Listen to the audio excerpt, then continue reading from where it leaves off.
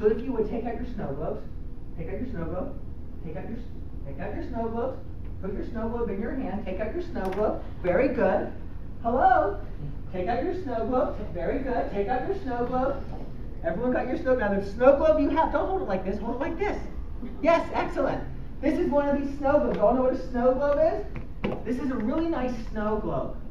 Nice thick glass. It's not the little cheesy ones, it's just nice thick glass. Nice viscous solution. Nice little snowy scene, a couple little trees, little snow person in the center. Can you feel it? Can you feel the glass? Shake it up. Shake it up. Shake up your snow globe. Shake up your snow globe. Don't look at me. Look at your snow globe. If you're not, are you feeling, you realize you have a snow globe? Are you shaking your snow globe? Good. Now, stop shaking. Put it down. Here it sort of touches a nice wood base. Now, what was happening when you started shaking your snow globe? You can put it down. You can let go. What was happening to the snow globe as it was being shaken? What was happening to the snow? Flying everywhere. And it's a very viscous solution. So it's like, it's moving like this, sort of going out, moving like this. Now that you've just put it down, it's beginning to shift perhaps a little bit of what it's doing. What is it now? Look at your snow globe. What is your snow globe beginning to do now as it's sort of been put down? Look at the snow globe. Don't look at me. It's beginning to settle. Beginning to settle. Now, a couple questions. You ever have it where you're driving? Anybody ever been in the snow? Ever have it where you're driving in the snow? Ever have it where it's really snowing badly? Or a lot? What's it like driving in the snow when it's really? What's it like? Very stressful. Very stressful. It's a little scary. Who gets the ego is quite concerned, and we actually want it to be, right? It's like, no, driving in the snow, nothing. Right? No, it's like driving in the snow. Let me keep my wits about me. And so when we shake up the snow globe and the snow is flying around, that's sort of maybe. Well, let me ask a question first. There's this little snow person in the center. Did you see your little snow person? Look at your snow globe if you didn't. Did you see the little snow person in the center? Who's the little snow person? Who's the snow person? Me. You! Right? It's you. You didn't realize it. Look again. It's you. And when the snow is flying around you, what's it like? Anybody earlier today or yesterday have the snow start to fly because of something that happened, some news that you got that wasn't what you were expecting to hear, or wasn't what you wanted to hear, or wasn't pleasant in some way or another? You all remember when you were in law school, the first couple of days, the first week of law school, being in class, being called on? Remember that moment of being in class? What was it like when you thought you might get called on? Could be a little bit like, right? Now who remembers? You ever remember that moment where you were called on? What happened to your snow globe the moment that they said your name? What happened to the snow globe? Right? Exploded. Right. And this is an extraordinary experience. Hopefully you might look back on it. Some of you will go, that was pretty cool. Maybe at the time you had that realization. Some of you might still be reeling from it, right? But did anybody come over and like shake? Did the professor come over and go, oh, we have your snow globe. There you go, answer the question. Oh, what did the professor do? Ask the question. Huh? What? He stood there and stared. Okay, stood there and stared, right? My professor called our half of the class brain dead, so. Said some things that may not have been so nice. Words were spoken. A posture was taken. A question was asked. An expectation was there. That's what happened. No one came over and kicked your snow globe, banged your snow globe. No one touched your snow globe. It's an important thing to realize. The snow globe just goes. Because of the mind moving off from where it is. You ever have it where after you were called on, it may have been a little bit scary or intimidating, but then once you were answering the questions, it became rather exciting and interesting? You think in those moments, if you found it exciting and interesting, you were thinking about later in the day, or fretting earlier in the day, or worrying about the next thing you were going to say, or were you somehow just sort of in that space?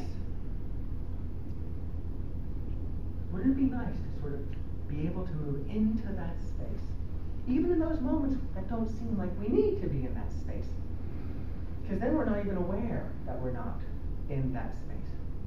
But oh, we're so likely to get pulled into it a little bit more because we're not in that space. We're noticing that we're not. Now, when you put your snow globe down, some of you said it began to settle.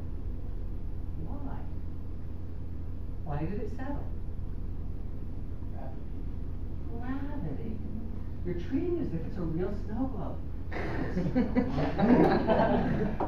I appreciate the engagement.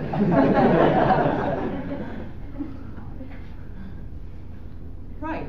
There is an actual gravity aspect when you just sort of let time pass, right? So you're quite right. But from the mindfulness perspective, there's something else at play. Why is that when we put down our snow globe, when we look at our snow globe, we begin to settle? Well, it's sort of out of our hands. We take a step back. So we're not, we were the ones actually shaking it. So all these things going on around us, we're pulling them in and shaking because of that. But then when we put it down and step back, it settles because we're not as worried anymore. We're looking at it clearly. We're looking at it. Very brilliant. Yours was a very good comment. There's always gravity there. Always. Oh, you should have come to his rescue. I gave you something, but you just sort of didn't realize you had this thought. Like, my friend's being like, who should I give this to? I want to give something. Who would like, between the two of you, who gets the essential oils of frankincense, amber, and myrrh? You can have it. It wasn't this I was going to give, it was something else. These 200-year-old Tibetan bells. This is what I was going to give. To the one who wanted that. Never had to give them away yet. Right. We paid attention. We noticed the activity of the mind, allowing gravity, the natural tendency to be here and present, connected to this moment. That's the gravity that follows us everywhere we go. You ever have where I say we invite you to pay attention to the breath, and you have this moment where it's like, ah. It's like that's where our true nature resides.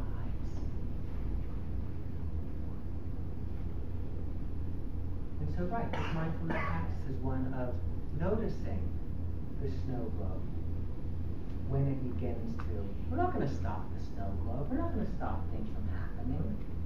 But we don't often realize that the snow globe, until usually it's really going. And then we sort of realize it. Guess when it's easier to settle the snow globe? When it's like this, or when it's beginning to lift because you're beginning to have thoughts and feelings that are beginning to agitate you? Where is it easier to settle the snow globe? Earlier or later? Earlier. Where is it harder to challenge the snow globe? Later. Where is it more obvious that the snow globe is going? Later. Where is it less obvious? Earlier. The great paradox. The great paradox. So we practice the noticing the mind. We practice paying attention to the thoughts. We practice paying attention to the sensations and the feelings during a time that's not so, and even times when it is, so that we become really good at noticing. And guess what you also begin to notice? We'll jump ahead here about 3 weeks perhaps. Guess what other people have? They also have a what? A snow globe. And how are they feeling when their snow globe is going? Not so good. And how do you feel when you're around somebody whose snow globe is going? Well, you might naturally just get lost in their snow globe. You ever have where somebody's got a problem and then it becomes your problem and you both trying to figure out the problem? Right? It's like, okay, now it's two of you driving in the car going, oh my God, where's the turn? And you also probably have where somebody's snow globe is going and somehow you're there for them. Wisdom, compassion, somehow flows. There's something about that situation, that person, where it's like somehow you say the thing you are in a way that really resonates with them. And guess what happens to their snow globe in those moments?